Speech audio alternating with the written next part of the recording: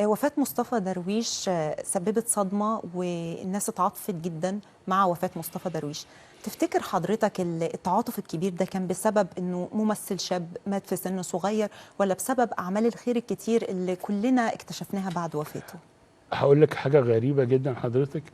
انا مع ان احنا اشتغلت انا مصطفى ومصطفى الله يرحمه الله في يرحمه. عمل واحد اسمه يبقى الاثر، بس احنا ما التقيناش في المسلسل ده خالص.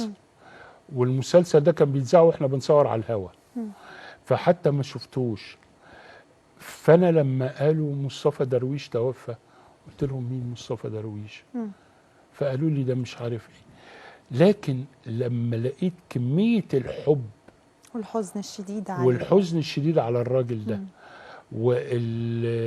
والتعاطف واللي اتحكى عنه بعد وفاته، يعني فعلا شيء.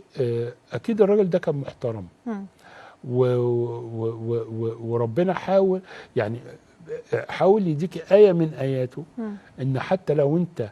وبعدين علمني مثلا ان هو اتبهدل من ناس تانية وناس شمتت في موته، عشان هو كان بيقال ان هو رفض لحد عمل من اعماله. ايوه قال ده لك لا حقيقي. انا مش شغالش مع ده، فاتبهدل واتعمل واللي هم الناس هو كان جريء زي حضرتك كده وصريح. والله لا انا يعني ما اعرفش. انا المهم يعني ان الراجل بهدلوه، بس انا يعني احترمته قوي وساعدت بيه ان هو ستريت، ان هو ليه اعماله اللي خلت الناس ان هو بقى اشهر وتنجم اكتر بعد وفاته. بعد وفاته. حقيقي حقيقي. فده ده من عند ربنا. الحب صح صح. الحب ده بتاع ربنا، والحب الناس مش هتلاقي حتى اللي هم انتقدوه هاجموه وتطاولوا عليه وشمتوا فيه بعد وفاة. مش عارف يعني ايه وفاة تشمت فيه فعلا حقيقي.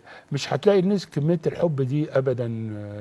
ما احنا كلنا رايحين، فحضرتك او حضرتك وانت رايحه يعني ما بيبقاش غير السيره. صح قله، صح. عارفه وراه قله بقى وراه ربنا زير يرحمه وبتاع. ويغفر له يا رب. لكن هو الحمد لله يعني ربنا اداله في الدنيا عشان يبقى خيره كتير، واداله سمعه كويسه في الاخره الناس كلها شهدت بيها حقيقي.